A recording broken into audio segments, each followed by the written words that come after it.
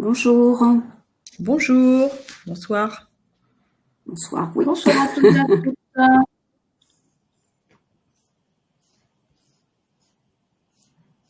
N'hésitez pas à nous mettre un petit message dans le chat pour bien confirmer qu'il y a déjà quelques personnes connectées, que vous nous entendez bien et que vous nous voyez bien. Parfait, bonsoir. Bonsoir à tout le monde.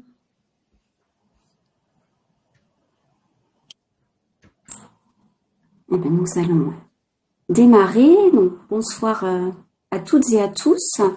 Je suis Delphine Brière, chargée de prévention chez Harmonie Mutuelle. C'est avec grand plaisir que nous vous accueillons ce soir pour cette conférence d'1 heure sur l'identité de genre et les orientations sexuelles. Cette conférence s'inscrit dans notre programme La santé de votre enfant, proposé par Harmonie Mutuelle depuis maintenant quelques années. Et il a pour objectif d'accompagner nos adhérents dans leur rôle de parents de la naissance à l'adolescence. Nous vous proposons jusqu'à mi-décembre différentes rencontres et conférences. Donc là, nous arrivons sur les toutes dernières. Donc ces rencontres sont animées par des experts de la parentalité qui vous partagent des conseils pratiques et des points de repère pour mieux appréhender et accompagner le développement de votre enfant. N'hésitez pas à vous inscrire, vous devez avoir dans la barre de conversation le lien pour pouvoir vous inscrire sur les prochaines rencontres. Et puis toutes celles qui se sont déjà déroulées sont accessibles sur notre chaîne YouTube, donc la chaîne YouTube Harmonie Mutuelle, et vous aurez également accès à la rencontre de ce soir en replay. Avant de laisser la parole à notre intervenante, je souhaitais vous rappeler que nous offrons aux 300 premiers inscrits 1 an d'abonnement au bracelet rouge, car en situation d'urgence, chaque minute compte. Donc le bracelet rouge, c'est un objet opérationnel reconnaissable qui permet de donner accès aux informations vitales à communiquer en cas d'urgence. Donc l'identité de la victime, la personne de confiance à contacter, les informations vitales grâce à un QR code. Donc, vous aurez peut-être la possibilité de gagner cet abonnement au bracelet rouge. Avant de laisser la parole à notre intervenante, je voulais simplement vous présenter donc ma collègue Françoise qui sera sur le chat. Donc n'hésitez pas à interagir, poser vos questions. Héloïse, de toute façon, y répondra en fin de rencontre. Donc je vous la présente rapidement. Elle va elle également se présenter. Donc Héloïse Galili, qui est psychologue clinicienne, sexologue et intervenante de prévention en santé mentale et sexuelle. Et Héloïse collabore avec nous depuis maintenant quelques années sur ces rencontres parentalité. Eh bien, écoutez, je vais vous laisser la parole, Héloïse. Je vous souhaite à tous une belle rencontre. N'hésitez pas à interagir et Héloïse pourra répondre à vos questions en fin de présentation. Eh bien, merci de cette introduction et puis merci de cette invitation. Donc moi, je suis Héloïse Galili, psychologue clinicienne, sexologue, et je travaille effectivement en prévention depuis plus d'une dizaine d'années. Donc il faut savoir que moi, je travaille dans différents endroits, donc j'explique un peu comment je construis mon intervention de ce soir. C'est à la fois une pratique en libéral auprès de patients adultes et ados que je reçois depuis une quinzaine d'années, aussi pour de la thérapie familiale. Je travaille aussi en centre de dépistage anonyme et gratuit dans un hôpital parisien, où je rencontre notamment pas mal de personnes homosexuelles ou avec une identité de genre transgenre ou non-binaire ou d'autres identités de genre. Et notamment pas mal de personnes qui sont demandeuses d'asile pour ces raisons-là, notamment pour des raisons d'orientation sexuelle, et qui donc viennent consulter pour des souffrances psychiques qui sont liées à des parcours difficiles, traumatiques, etc. Donc c'est aussi sur cette clinique-là de des difficultés qui peuvent être liées à un manque d'acceptation que je construis aussi cette intervention. Et il faut savoir aussi que j'ai travaillé pendant une dizaine d'années auprès d'une association de prévention qui pratique l'éducation à la vie affective et sexuelle. Voilà. Et voilà, j'interviens aussi en crèche parisienne. Donc, je vais essayer ce soir d'introduire un peu cette question des orientations sexuelles et identité de genre, voilà, on va dire, on peut distinguer quand même les deux sujets dans la mesure où les ressorts de compréhension ne sont pas forcément les mêmes, et puis ce que ça mobilise chez les parents n'est pas toujours du même ordre, mais il y a à la fois des points de rencontre et en même temps des implications parentales différentes. Donc, je vais centrer un peu mon intervention ce soir surtout sur ce qui se joue en tant que parent d'un enfant après la puberté. J'ai choisi délibérément. Alors déjà, c'est vrai qu'il y avait le cadre des interventions prévues par Harmonie, mais c'est vrai que ça me paraissait plus pertinent d'intervenir sur l'adolescence, puisque c'est généralement après la puberté que ces questionnements se posent et interviennent dans la vie de l'enfant. Voilà. Ça n'exclut pas évidemment qu'on puisse éventuellement poser des questions à la fin sur d'autres âges si vous avez des questions ou des situations concrètes, mais en tout cas ça me paraissait plus pertinent qu'on centre sur l'adolescence. Alors n'hésitez pas si vous avez des remarques à les noter et je répondrai à la fin. Donc là je vous présente un peu le sommaire des sujets qui me semblent pertinents à parcourir ensemble, donc de refaire un point sur l'adolescence et la notion d'identification, qui est à la fois en jeu dans la construction du choix d'objet, c'est-à-dire le choix d'objet hétérosexuel, homosexuel, bisexuel, et puis aussi la question de l'identification joue dans la construction de soi et dans une identification éventuellement transgenre. Donc, on va aborder la question de l'orientation sexuelle, la question du genre, qui est un mot qui a de multiples implications sociales, individuelles, intimes, etc. Et il y aura une partie sur des questions qu'on pose souvent aux psychologues et un besoin d'accompagnement des parents sur notamment les questions d'identité trans. Voilà. Donc, on va essayer d'avancer. Je vais faire mon maximum pour ne pas parler trop longtemps et qu'on ait du temps pour échanger via le chat vers la fin. Voilà, n'hésitez pas à réagir. Donc, sur la question du choix amoureux et la construction de l'identité. C'est important de comprendre que la construction identitaire, c'est à la fois un processus actif et passif, c'est-à-dire que on s'identifie à ceux qu'on admire, on a envie de ressembler à un tel, une telle, mais en même temps, l'identification se produit un peu à notre insu, sans le vouloir, aux gens qui nous entourent. Et on peut parler dans ce cas-là d'une identification par défaut. Je ne sais pas si ça vous parlera, voilà. Donc, il faut savoir qu'il y a ce double mouvement en soi. Et pourquoi on parle de la construction identitaire à l'adolescence particulièrement?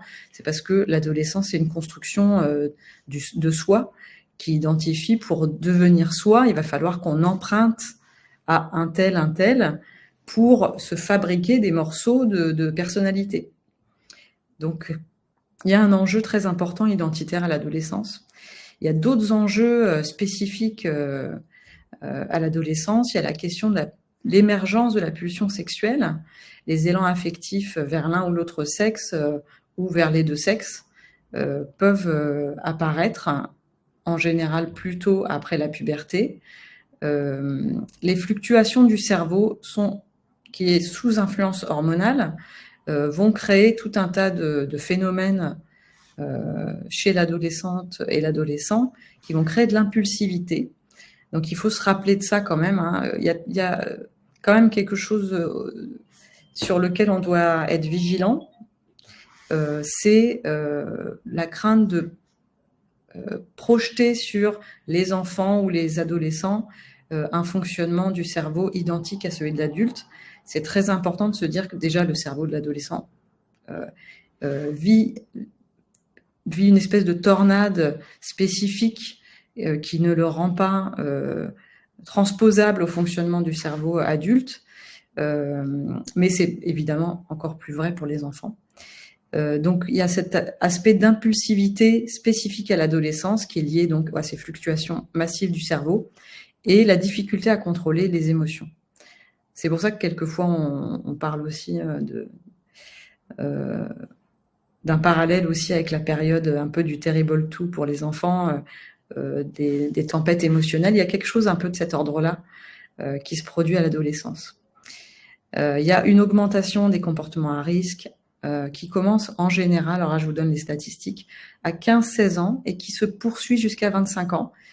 Il faut qu'on garde ça en tête quand même, puisque il y a à la fois les comportements à risque, mais aussi les comportements exploratoires qui font partie du développement normal et sur lesquels on doit pouvoir comprendre qu'il se passe quelque chose du développement adolescent normal aussi autour de ça. Mais en même temps, on doit être vigilant aussi à cet âge-là. Et vous voyez que ça va jusqu'à 25 ans, ce développement du cerveau. Donc finalement, cette conception de l'adolescence, elle ne se limite pas à la minorité. Sur le plan des relations sociales, il y a une pression importante. Dans les groupes de pairs, évidemment, il faut pouvoir appartenir à d'autres groupes que son groupe familial. C'est aussi la spécificité de l'adolescence.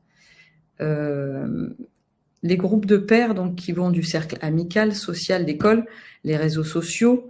Il faut se dire aussi, notamment pour les générations comme la mienne, ou peut-être comme les vôtres, où on a pu grandir sans réseaux sociaux, que les réseaux sociaux sont une nouvelle sphère d'attachement à des groupes d'appartenance qu'il n'y avait pas, mais en tout cas des sphères d'appartenance qui peuvent être virtuelles. Donc ça n'engage pas la même chose du point de vue du corps et du point de vue de la représentation de soi. Et on est amené à la fois, et ça c'est valable à toutes les époques, hein, à l'adolescence, on essaye à la fois de correspondre à une norme et en même temps, on est amené à se distinguer, puisque l'idée, c'est de se singulariser vis-à-vis des autres. Donc, il y a un enjeu d'aller trouver pour les adolescents des groupes d'appartenance à qui s'identifier en fonction de la famille, des origines, des croyances, des activités, des goûts. Donc, on voit quand même que c'est un très, très gros travail à l'adolescence et donc qui va être au cœur des questions qu'on va se poser ce soir sur les choix sexuels et les choix d'identification. Alors, toujours sur la construction identitaire, ce qui va jouer, donc ça, je vous donne vraiment une approche de clinicienne psychologue, c'est vraiment de voir que dans l'histoire de chacun, ce qu'on a observé des modèles d'hommes, de femmes, de couples, va avoir un impact sur la façon dont on va se construire ensuite dans ses choix sexuels, dans ses choix de représentation. Et on voit que dans des histoires particulières, être un homme de ce type-là ou être une femme de ce type-là, c'est prendre des risques. Il y a des histoires qui peuvent être difficiles, qui peuvent être traumatiques. Il y a des destins, quelquefois, des scénarios qui se répètent et qui peuvent paraître pour les enfants ou les adolescents un peu comme des colis piégés qu'on n'a pas envie de reproduire. Et quelquefois, incarner un corps masculin ou un corps féminin peut inclure un risque. La question du couple aussi, quel type de couple on veut faire. Je pense à des enfants ou des ados qui ont grandi dans des couples très conflictuels ou violents ou alors des couples idéalisés. Voilà, tout ça, ça peut avoir un impact sur la façon dont on va avoir envie de faire couple dans un second temps. Et on peut être tenté dans sa construction de correspondre à un autre type de femme, à un autre type d'homme. Il y a une spécificité, comme je le disais tout à l'heure, pour cette génération d'ados, qui sont éduqués aujourd'hui, c'est une pression très importante sur le corps des enfants à l'ère des réseaux sociaux, c'est-à-dire toujours une très grande injonction à la beauté, particulièrement pour les filles. Les enfants sont poussés à se regarder, à se représenter, à se mettre en scène, d'autant plus que les téléphones sont partout, les photos sont partout, les vidéos sont partout. Donc l'aspect de représentativité de soi est vraiment poussé à son paroxysme. Et à la fois, ça permet de laisser des traces de soi, mais en même temps, on est tout le temps mis face à son image. Et ça peut participer aussi à des enjeux de santé mentale et à une pression qui peut aller jusqu'à la dépression, puisque ce travail de mise en scène de soi, de définition de soi, c'est un travail qui peut être vraiment très très fatigant finalement, et qui nécessite vraiment une grande stabilité psychique pour pouvoir en tout cas prendre une distance nécessaire avec toutes ces injonctions. Il y a aussi un aspect qui est très important, vous aurez remarqué malheureusement que malgré un niveau d'acceptation sociale des violences sexistes et sexuelles qui sont de moins en moins acceptées, qui sont rejetées, il y a eu tout un mouvement, un nouveau mouvement féministe en route qui participe de dénoncer ces violences. Malheureusement, la prévalence des violences sexistes et sexuelles ne diminue pas. Et dans les faits, cet aspect de violence sexiste qui peut s'exercer sur le corps des femmes, qui passe par le regard lubrique déjà à l'adolescence, même à la puberté, dans des âges qui peuvent être de plus en plus tôt d'ailleurs, et qui va jusqu'à la violence sexuelle, voire le féminicide. Ces violences-là, elles pèsent aussi sur la façon dont on peut se représenter comme une fille ou un garçon. Là, c'est évidemment, donc ces enjeux-là, ils nous incombent en tant que parents aussi. Il faut qu'on tienne compte de ces contraintes, dont certaines sont particulièrement prégnantes à l'époque moderne, et il faut quelque part qu'on intègre ces enjeux dans notre logiciel aussi, pour pouvoir accompagner nos enfants au mieux.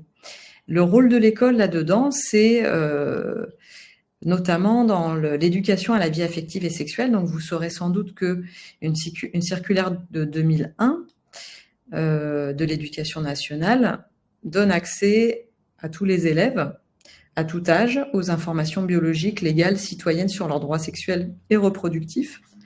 Et il y a à la fois un enjeu d'information, au-delà des connaissances biologiques qui sont même au programme, il y a un enjeu aussi de prévention des comportements sexuels à risque et du sexisme et des violences. Et donc ça peut passer notamment, cette mission peut passer aussi par la déconstruction des rôles stéréotypés de genre. Et notamment le rôle stéréotypé de genre qui amène des garçons à avoir recours à la violence sexuelle, par exemple. Donc, un petit rappel sur les choix amoureux et sexuels chez les humains. Donc, les spécificités de nos sexualités entre nature et culture. Donc, on va appeler en psychologie les variations du choix d'objet. Quel est le choix d'objet que je vais me choisir? Alors, la question du mot choix est évidemment discutable. Il y a des personnes pour qui il y a un choix conscient, inconscient, il y a un choix... et d'autres personnes disent je n'ai pas le choix. Donc la question de quel objet je vais choisir consciemment, inconsciemment, librement ou pas librement. L'objet qui va être le mien pour ma vie sexuelle ou affective peut varier effectivement pour les humains. Et cette sexualité humaine, elle se construit dans la culture.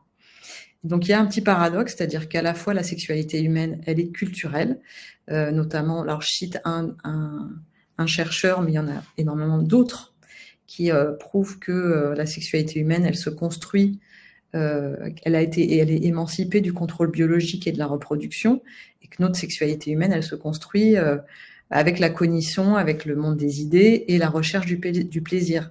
Donc contrairement à certains animaux, on a des rapports sexuels finalement pour se reproduire de façon très minoritaire, et la plupart du temps, nos rapports sexuels cherchent la recherche du plaisir et sont guidés par des fantasmes, des idées, des représentations qui ont à voir beaucoup avec la culture. Néanmoins, j'écris quand même ici que les pratiques sexuelles contemporaines continuent de mimer la reproduction, pas uniquement, mais je dis ça aussi puisque, et c'est beaucoup dénoncé d'ailleurs par toute une génération de féministes, qui est la prégnance de la pénétration dans la sexualité humaine. Et quelquefois un peu en faisant fi de la recherche du plaisir des femmes. Donc on est un peu entre les deux. À la fois, il y a des aspects tout à fait culturels qui sont prouvés, et en même temps, même dans la culture, on essaye de mimer des aspects reproductifs. Sur la question de l'homosexualité, donc du choix d'objets de personnes de même sexe ou de même genre, on estime à 4% des hommes et des femmes qui déclarent avoir eu une relation avec une personne de même sexe. Alors là, vous aurez vu que la dernière enquête CSF date de 2010. La prochaine enquête de l'INSERM sortira en 2024. Ça sera intéressant de vérifier si ça se modifie en termes de déclaration. Et de la même façon, les personnes qui déclarent avoir une relation avec une personne de même sexe, ça ne signifie pas qu'elles se définissent comme homosexuelles. Ça, c'est important aussi. Et on ne sait pas non plus s'il s'agit d'une relation ou s'il s'agit régulièrement de plusieurs relations. Donc c'est vrai qu'il y a toute une constellation de situations et de façons de se présenter, de se représenter cette sexualité qui est très différente selon les personnes. Donc, par exemple, dans la recherche, on parle par exemple d'hommes ayant des relations sexuelles avec des hommes, femmes ayant des relations sexuelles avec des femmes, mais on ne parlera pas toujours automatiquement d'homosexualité, parce que c'est pas toujours comme ça que les personnes se définissent. Donc voilà. Je cite là-dessus, alors sur ces 4%, il y a un livre intéressant, si vous avez envie de creuser la question, de Mathias Chaillot, qui s'appelle 4%. Et qui parle des recherches scientifiques qui ont été menées depuis de très nombreuses années pour essayer de comprendre l'origine de l'homosexualité. Donc on peut se dire qu'est-ce que c'est que ces questionnements, mais en fait il s'est rendu compte que la plupart des chercheurs ayant mené ces recherches scientifiques avec des publications étaient elles-mêmes homosexuelles et essayaient à la fois de comprendre le phénomène et en même temps de trouver on va dire des arguments biologiques pour essayer de contrer des arguments discriminatoires. Et la conclusion de tout ça, c'est que finalement on sait peu de choses. On est assez peu avancé sur les facteurs et on n'est pas fixé, donc on imagine que ce qui détermine le fait qu'on soit homosexuel, bisexuel, hétérosexuel, ça revient à des facteurs probablement biologiques, génétiques, épigénétiques, c'est-à-dire la façon dont les gènes s'expriment au fil des générations, et puis hormonaux.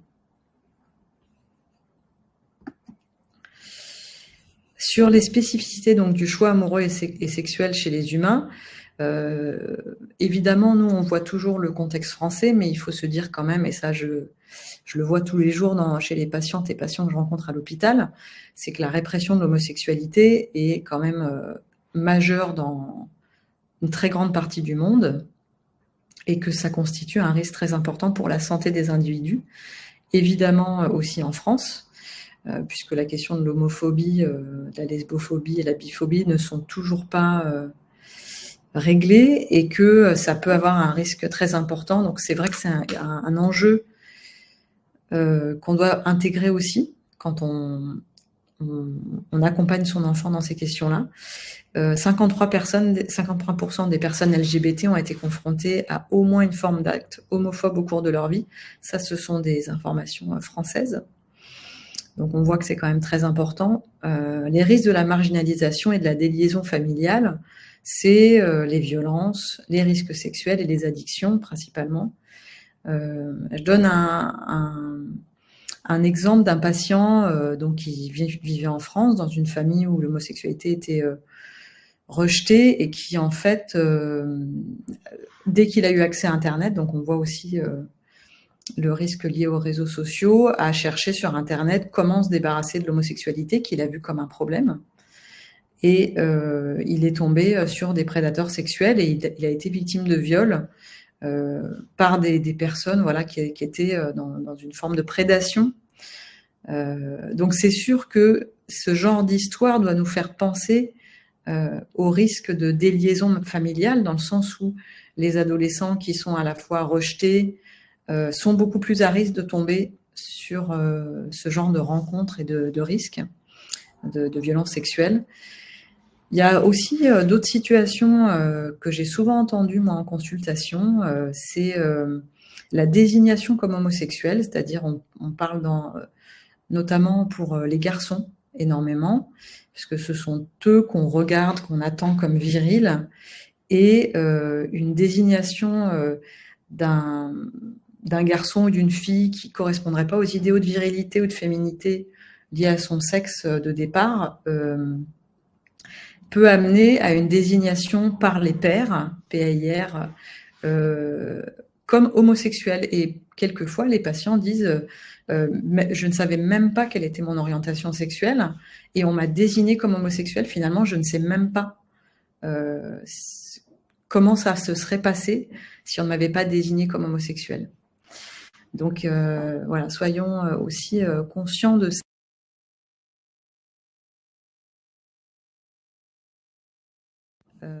Pardon, hop, petit souci. Ça peut être aussi imposé par le contexte. En période de latence, c'est-à-dire avant que l'enfant ait pris le temps de construire sa propre sexualité, ce qui est extrêmement violent. C'est très important en tant que parent donc, de s'appuyer sur la loi, donc de lutter contre les discriminations, y compris à l'école, par notamment une des issues, c'est l'engagement associatif.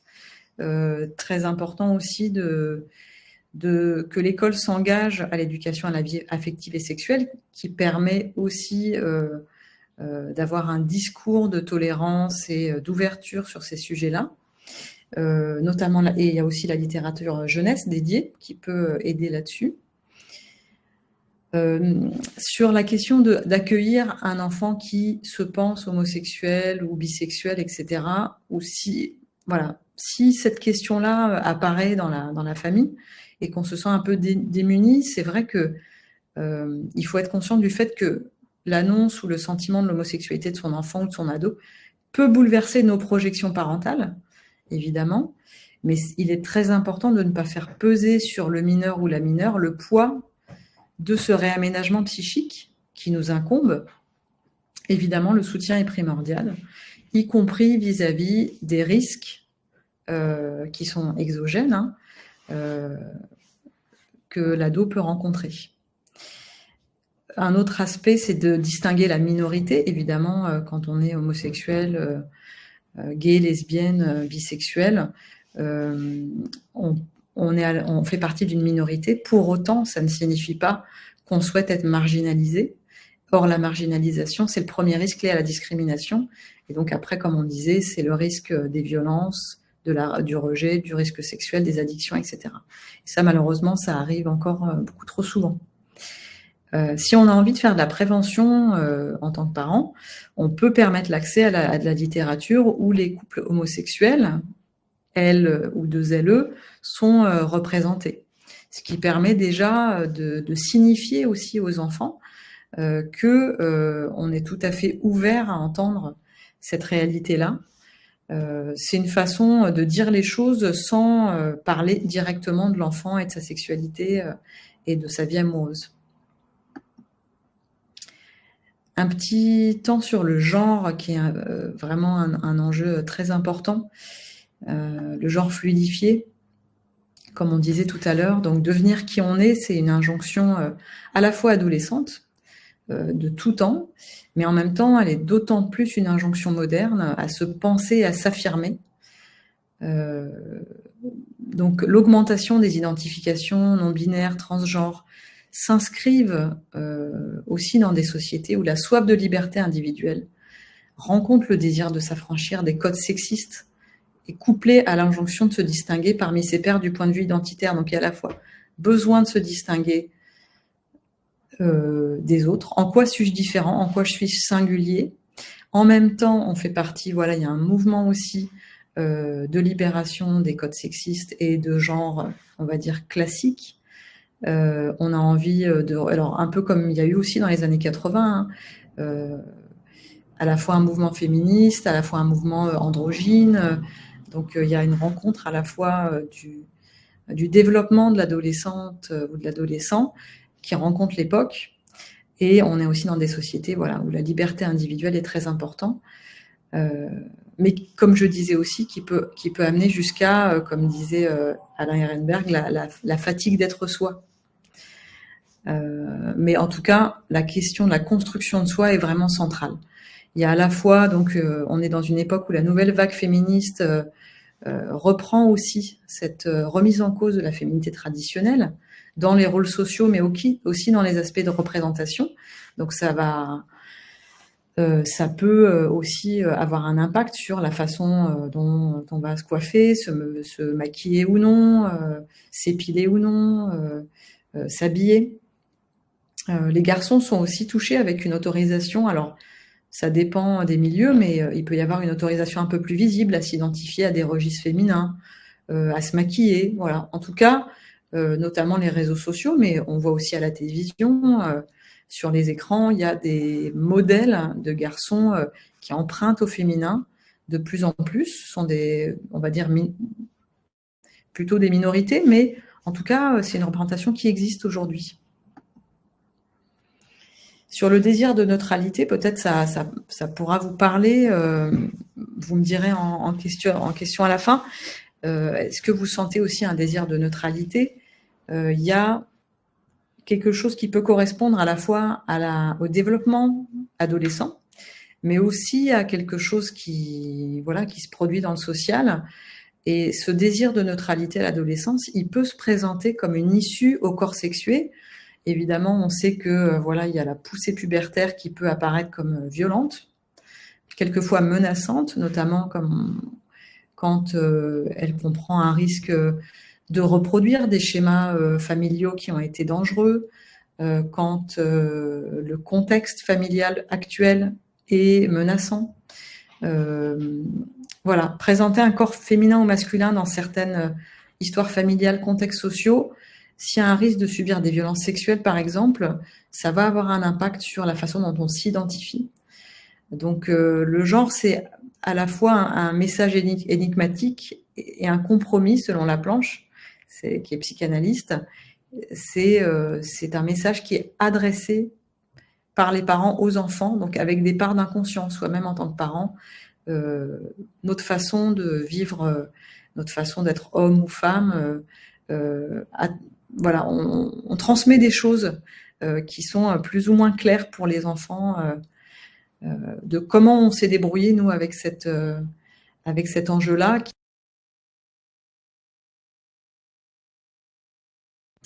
Et qui fait partie de la construction de chacun.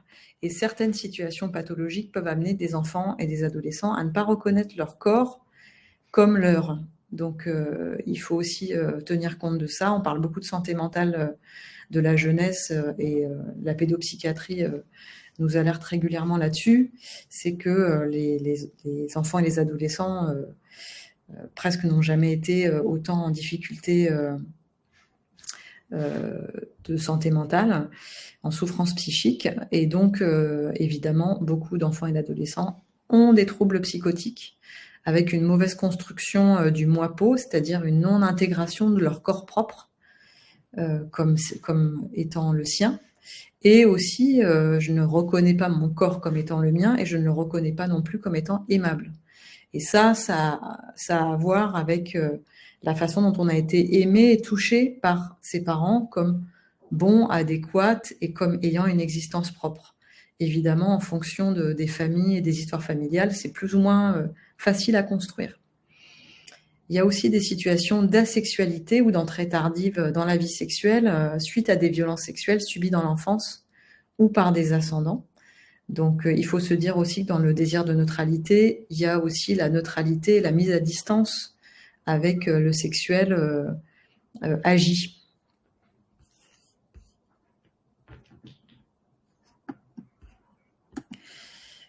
Alors, sur les questions d'identification trans chez les ados, alors je mets trans entre guillemets parce qu'il y a trans, mais on peut dire transgenre, mais il y a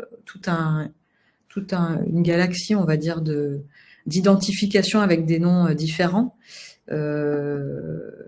Sur les statistiques, il y a actuellement plus de F to M que de M to F, c'est-à-dire des personnes de sexe féminin qui veulent transiter vers le genre masculin ou le sexe masculin. Alors je dis les deux à dessein puisque selon les patients, on voit que c'est plus ou moins différent. Il y a des fois où on a envie d'aller vers un genre, des fois on a envie d'aller vers un sexe.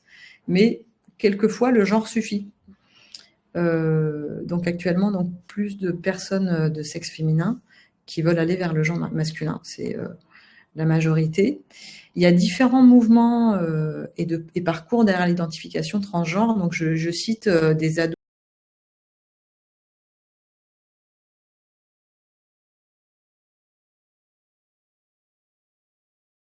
Attendez. Ah, nous avons une petite coupure. Oui. Est-ce que vous m'entendez? Hello. Ça y est, c'est bon, Héloïse, Bon, vous êtes revenue. C'est bon. Vous pouvez continuer, allez-y. Ok. Donc, voilà, moi, de mon expérience, de ce que j'entends des patientes et des patients, il y a plusieurs façons de voir les choses. Par exemple, chez des ados, derrière l'identification transgenre, ou en tout cas des questionnements sur l'identification transgenre, il y a, par exemple, ce discours qui est « je veux devenir une femme », qui n'est pas « je suis une femme », mais « je veux devenir une femme ». Il y a un autre discours qui a pu être d'une patiente voilà, qui disait je ne suis pas à l'aise avec mon corps de fille ». D'autres patientes ou patients, on m'a pris pour un homme et on m'a appelé monsieur et ça m'a plu.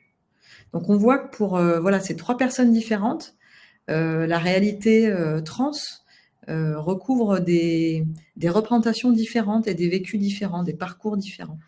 Donc c'est important aussi de prendre connaissance de cette diversité de parcours et de façon de s'envisager et d'envisager ça. Du côté des professionnels de santé, on a 3 approches identifiées quand on a des ados. En général, la question de l'identification transgenre vient de l'ado. Et du côté des professionnels de santé, donc qui sont en général les personnes vers qui on se tourne pour accompagner les familles et les ados là, dans ces questionnements, il y a 3 approches identifiées. Alors, il faut savoir quand même que c'est un phénomène qui est quand même relativement rare, hein, très rare, puisque en France, on compte en 2020, alors il faudrait voir les chiffres les plus récents, parce qu'on sait quand même que c'est en augmentation, mais on compte en 2020, selon la CPAM, 294 mineurs dans un parcours de transidentité. Pourquoi on parle de la CPAM? Puisque il peut y avoir, alors il peut, mais pas toujours, une demande de médicalisation.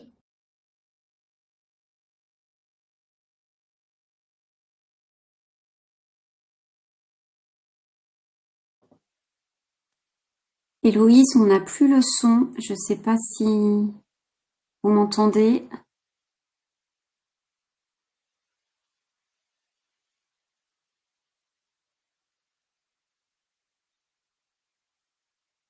Alors votre micro est coupé.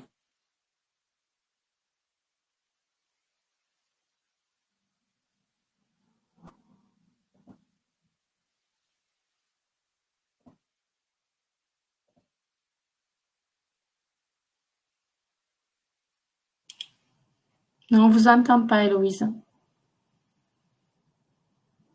Alors, est-ce qu'on a la main? C'est les conditions du direct.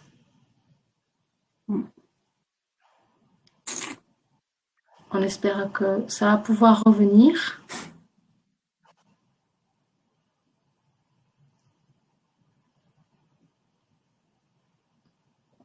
Ou alors, si ça ne marche pas, Héloïse, peut-être, tant pis, vous déconnectez, vous reconnectez. Ça peut être l'une des solutions. Oui. Je m'excuse pour les personnes qui sont derrière l'écran et qui effectivement attendent, mais bon, je pense que c'est la meilleure solution. Donc déjà, on vous remercie d'être parmi nous pour ce webinaire. Les premières questions sont apparues sur le chat. Nous les poserons à la fin de celui-ci, en espérant qu'effectivement notre intervenante puisse se reconnecter dans de bonnes conditions et avec le son. En tout cas, on espère que le contenu de ce webinaire correspond à vos attentes sur l'approche et la façon d'évoquer donc ce sujet qui est quand même d'actualité et pour lequel, en tant que parent, on peut se poser beaucoup de questions. Donc, on va patienter quelques minutes que Héloïse se reconnecte. La voici. Oui, c'est bon, Héloïse. C'est bon, vous entendez. Désolée. C'est bon, on est bon. Souci technique. Donc, je reprends. Du côté des... Voilà, on parlait de la médicalisation. Il n'y a pas toujours une demande de médicalisation. Il s'agit en général, des demandes de médicalisation. Donc, la CPM est sollicitée pour faire une demande d'ALD dans le cadre d'une affection de longue durée de dysphorie de genre. Mais ça ne concerne pas tous les ados qui se disent trans. Et en fait, la diversité des parcours, même de médicalisation, est réelle. Donc, il s'agit de 294 mineurs en 2020. Et parmi les professionnels, on distingue, je dirais moi, 3 attitudes. Il y a l'approche du temps long. Il y a des centres hospitaliers pluridisciplinaires qui opèrent des transitions médicales avec la volonté d'allier médecine et psychologie. Peut-être certains parents ont entendu parler, alors, par exemple, du service à la Pitié-Salpêtrière de Cergy-Fès, voilà, où il y a des équipes pluridisciplinaires qui prennent en charge les ados qui se questionnent sur la transidentité ou qui ont un souhait de transition transgenre et qui vraiment sont dans une alliance médecine-psychologie et qui opèrent des transitions.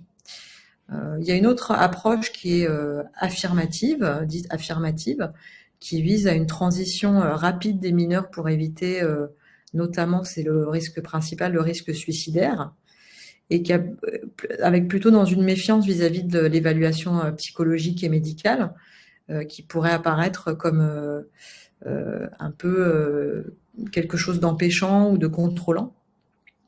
C'est plutôt l'approche de pas mal d'associations, notamment de concernés, qui sont adultes, notamment.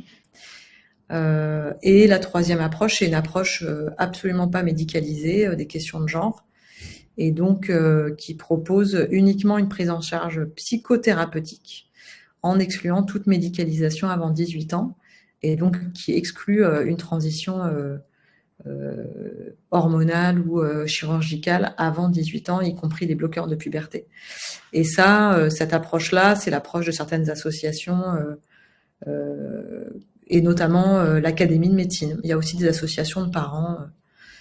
Voilà, on pourra en parler après si vous cherchez les adresses des différentes approches. Alors, vous m'entendez là? Je vois plus de son, mais ça, vous m'entendez? Oui, on vous entend, Héloïse. Donc, ma synthèse, allez, j'essaye de faire vite pour qu'on ait un petit quart d'heure. Donc, ma synthèse pour les parents vis-à-vis de ces questions-là, c'est donc moi, mon approche, c'est plutôt de faire le roseau, c'est-à-dire le roseau dans le sens où à la fois être solide, mais en même temps flexible. Vous aurez vu un petit peu la métaphore. C'est-à-dire que quels que soient les questionnements de l'adolescent, ou en même temps, si vous sentez que l'adolescent ou l'adolescente ne vous en parle pas, mais vous sentez des choses, il faut toujours assurer l'ado de la solidité du cadre familial. Et s'il y a une demande ou une annonce qui est faite, toujours prendre au sérieux cette demande qui nous est adressée, s'y impliquer et se sentir concerné. Donc c'est vrai qu'on peut, quand bien même on n'est pas convaincu par ce qui est dit, et on peut avoir des réserves, c'est important de sentir qu'on est concerné, qu'on prend les choses au sérieux. C'est important d'impliquer les deux parents et dans cette réflexion et se soutenir mutuellement. Alors autant sur l'annonce d'une orientation sexuelle, homosexuelle, bisexuelle, que dans une orientation transgenre, d'une identification transgenre, c'est important d'impliquer les deux parents si on peut. Sur le parcours trans, c'est important de ne pas confondre le parcours trans adulte et le parcours trans mineur, dans le sens où, comme on a dit, alors même mineur, même jusqu'à la fin du processus adolescent, puisqu'on sait que les modifications cérébrales sont immenses jusqu'à 25 voire 30 ans. Et c'est vrai qu'on voit, et moi j'ai aussi l'expérience dans ma patientèle, notamment en libéral, d'ados qui peuvent évoquer des identifications non binaires ou transgenres autour de 13 ans, et puis finalement, un an après, être dans autre chose, ne plus être dans cette identification-là. Donc c'est vrai que on va pas, je crois que c'est important de vraiment respecter cette idée de fluidité, de transformation qui est en cours. Et c'est très important de suivre la fluidité de l'autodétermination qui peut bouger encore tout au fil du développement normalement du cerveau de l'ado. Ce qui est important néanmoins, c'est une prise en charge psychologique globale. Ça vraiment, je recommande ça, qui me paraît indispensable, notamment sur l'identification de transgenre, puisque on sait, toutes les études montrent une très grande prévalence des comorbidités, c'est-à-dire des troubles de stress post-traumatique, de l'autisme non diagnostiqué ou diagnostiqué, mais éventuellement qui fait souffrance. Le risque suicidaire est plus important dans cette population. Il y a des antécédents de violences sexuelles, des antécédents de dépression. Donc, en fait, que l'identification transgenre de l'ado fasse conflit ou pas, dans tous les cas, moi, je recommande une prise en charge psychologique globale, non centrée nécessairement sur la question de du transgenrisme, mais en tout cas pour accompagner l'ado dans sa santé mentale générale. Évidemment, un espace de parole pour la famille peut être proposé. Et en tant que parent d'ado, vigilance à ne pas laisser le ou la mineure prendre la responsabilité des décisions médico-légales, puisque dans ces enjeux-là, on peut se sentir un petit peu dépassé et donner un peu les clés aux ados des décisions, enfin, en tout cas, pour ce qui est de l'ordre des décisions de représentation de soi, je crois que là, c'est l'ado doit pouvoir trouver de l'autonomie, mais par contre, pour des décisions médico-légales, c'est très important de pas du tout lâcher les ados là-dessus et de prendre ses responsabilités, y compris sur le fait que l'ado puisse changer d'avis. Après, c'est important que après de ne pas être que l'ado ne soit pas culpabilisé en disant que tu as choisi. Donc non, ce sont les parents qui accompagnent l'ado et qui prennent la décision idéalement sur le plan médico-légal avec bienveillance et écoute. Sur l'identification trans non binaire, elle peut être temporaire, comme je disais. Donc c'est important aussi de suivre un peu comment ça évolue. C'est la construction identitaire de soi. La construction de genre, elle est aussi en cours. C'est un processus long, non figé à l'adolescence, et même dans la post-adolescence, comme on a vu, même jusqu'à 25 ans. Donc c'est important de régulièrement, par exemple, un exemple de parents, de façon de faire, c'est de demander régulièrement, par exemple pour des ados qui disent « moi je souhaite qu'on utilise tel pronom », pour les parents qui sont tout à fait à l'aise de changer de pronom ou qui ne sont pas à l'aise, dans tous les cas, c'est pas mal de demander régulièrement où tu en es, est-ce que tu souhaites toujours que je t'appelle de cette façon-là? Et quelquefois, il y a des surprises. En fait, ça ne donne pas la responsabilité à l'ado de devoir annoncer qu'il a changé de positionnement. Voilà, c'est important de demander les choses simplement, sans contrainte, mais vraiment pour juste tester la température, voir où l'ado en est. C'est important aussi d'encourager les adolescentes et les adolescents dans les relations amicales réelles et limiter le virtuel et les réseaux sociaux, puisque dans un enjeu comme ça qui engage le corps et la représentation du corps, il peut y avoir à la fois une envie de se cacher si on est mal, mais en même temps, le manque de relations sociales réelles est aussi extrêmement délétère, puisque les relations amicales, elles se vivent aussi dans le corps. Et donc, c'est sûr que quand on discute sur un écran, c'est pas aussi nourrissant que de voir quelqu'un et d'aller au cinéma et d'aller boire un café ou d'aller courir, faire du sport ensemble. Donc c'est important même si les ados ont peu d'amis ou un ou une amie bienveillant, c'est important de les encourager plutôt à se voir en réel plutôt que d'être tout le temps sur les réseaux sociaux. Évidemment, rassurer les ados sur l'acceptation de ses goûts, ses choix vestimentaires et de hobbies, mais également ses choix sexuels en cas d'homosexualité non révélée. Il y a aussi ces situations-là qui peuvent exister. Entendre la volonté de l'enfant et de l'ado d'emprunter les codes d'un autre sexe ou d'un autre genre.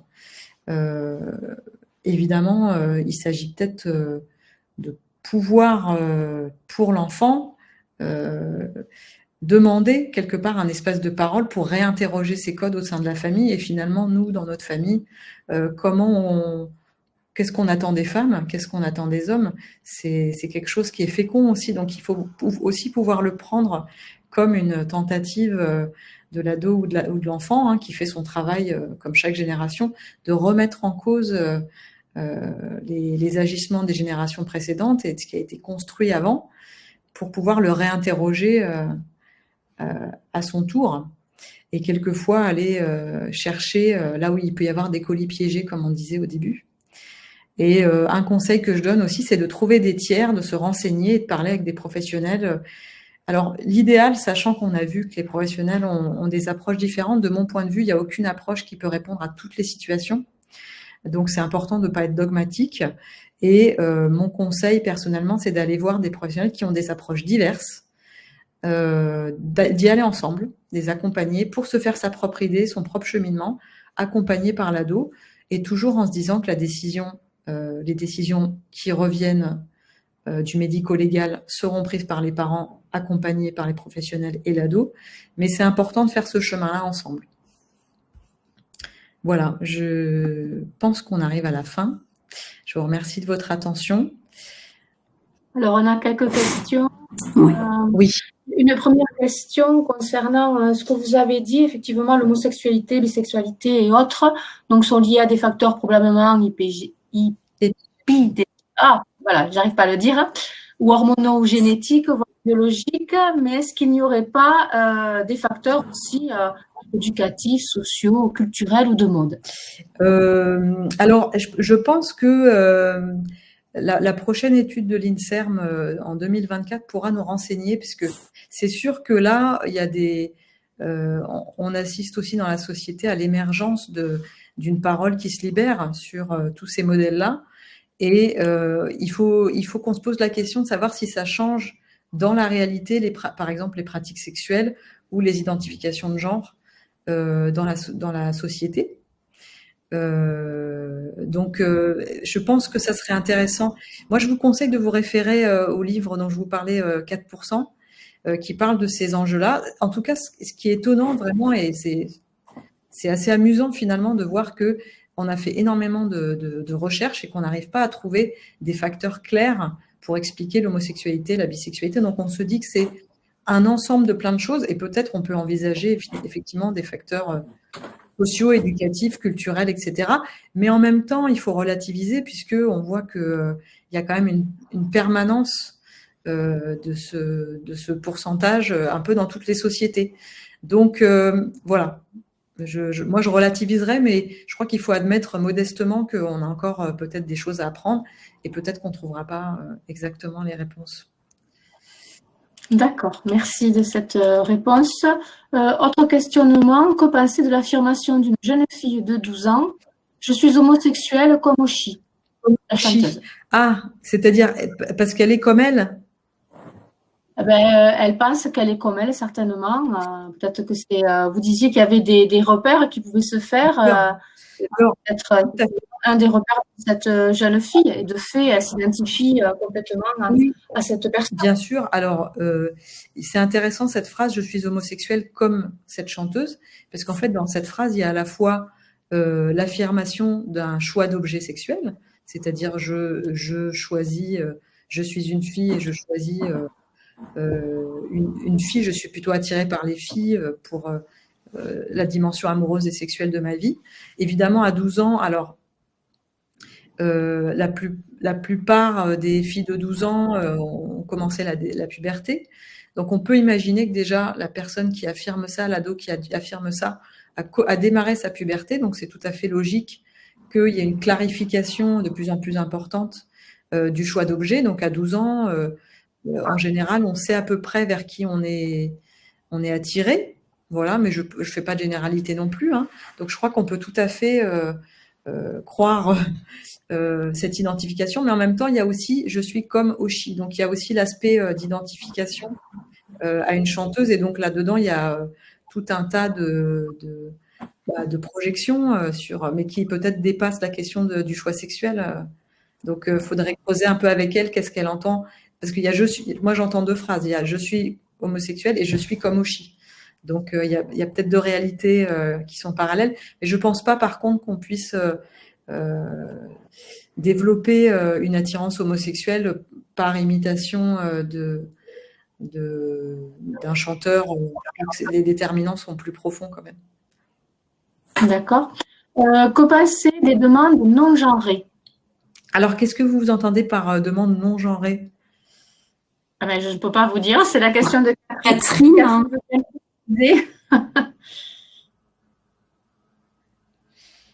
Si vous voulez bien préciser sur le fil de discussion, on reprendra la question un petit peu plus tard. Existe-t-il des groupes de parents qui rencontrent ces situations avec des enfants adultes de plus de 30 ans? Alors, effectivement, il y a des groupes de parents qui existent, qui sont intéressants, avec des approches différentes. Je sais qu'il y a un groupe sur Facebook assez actif, assez intéressant, de parents d'enfants trans, notamment. Alors, sur la question de l'homosexualité, c'est sûr qu'il y a des associations de parents LGBT. Mais sur la question des groupes de parents trans, je crois que ça s'appelle sur Facebook parents d'enfants trans. Donc on peut tout à fait échanger avec d'autres parents. Il y a aussi une autre approche, l'approche plutôt on va dire plutôt ne pas faire transitionner les mineurs. Il y a l'association Hippomonie, qui est une association de parents qui est plutôt pour, on va dire, repousser au maximum les interventions médicales au-delà de la majorité. Voilà, donc il y a différentes approches de parents, et moi je vous conseille d'aller voir un peu partout, de rencontrer un peu tout le monde et de voir dans quoi on se reconnaît le plus dans sa situation. Et effectivement, le CHU, comme le planning familial, pratique l'approche affirmative. L'ARS, le Conseil de l'ordre des médecins. Alors, c'est vrai qu'il y a énormément de positionnements différents, et je pense que on peut pas. Moi, mon avis, c'est plutôt de se dire que toutes les approches sont complémentaires. Il y a des approches, je crois que dans tous les cas, tout le monde essaye de faire au mieux. Vraiment la vigilance sur le procès d'intention, puisque dans l'idée, c'est de vraiment d'entendre ce que dit l'ado. Là, on est plus spécifiquement sur la question de la transidentité, mais en tout cas, je crois que si on tient compte de ce que les ados nous adressent, on est obligé de ne pas être dogmatique et d'aller vraiment voir toutes les approches possibles pour voir. Mais c'est vrai que moi, en tout cas, depuis ma position de psychologue, sur la question, puisque là, on parle plutôt de la question d'identification transgenre, quelle que soit la décision de médicaliser ou non, parce que ça peut être aussi, je choisis de mettre des vêtements larges parce que j'ai pas envie qu'on voit mes seins. Donc voilà, il y a vraiment une diversité de revendications et de besoins qui sont exprimés par les ados. Quelle que soit la demande, c'est important en tout cas d'être vigilante sur les questions de santé mentale dans tous les cas, déjà pour tous les ados en général, mais particulièrement quand il y a quelque chose qui s'exprime en lien avec un malaise corporel. Et il ne faudrait pas passer à côté d'autres enjeux, puisque c'est pas parce que on a transitionné que les questions de santé mentale sont nécessairement réglées. Il peut y avoir à côté des questions de santé mentale, et on sait que le risque suicidaire est très important, donc c'est très important de venir en soutien de ces ados pour les comorbidités qui peuvent être masqué si on ne se concentre que sur la question de la transidentité. Catherine a précisé dans son propos concernant les demandes non genrées, c'est ni homme ni femme. Donc ça veut dire peut-être un adolescent ou un jeune adulte qui ne se sent ni homme ni femme. Oui, et alors, parce que cette personne, quelle est la demande en fait? C'est quelqu'un qui sent ni homme ni femme et qui a quelle demande vis-à-vis de vous, Catherine? Je ne peux pas Si vous avancer. pouvez nous écrire. Catherine, vous écriviez de nouveau. On va passer à la question suivante parce que je vois que le temps passe.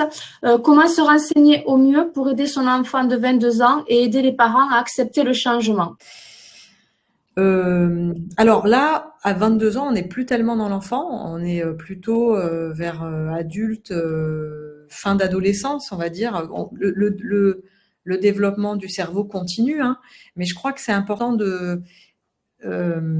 en tant que parent, de vraiment le prendre aussi comme un message. C'est-à-dire que à ce moment-là, l'enfant qui est devenu adulte, là 22 ans, nous adresse quelque chose et en tout cas nous oblige à la question, c'est qu'elle demande.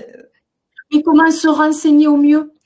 C'est-à-dire où trouver les informations pour que l'accompagnement de cet enfant se fasse dans les meilleures conditions et aide les parents, je suppose, psychologiquement à accepter ce changement ou le changement éventuel qui pourrait y avoir. Alors, la question, c'est est-ce qu'il y a une demande de l'enfant que les parents soient accompagnés ou est-ce que ce sont les parents qui demandent à être accompagnés? Est-ce que l'enfant veut être accompagné par les...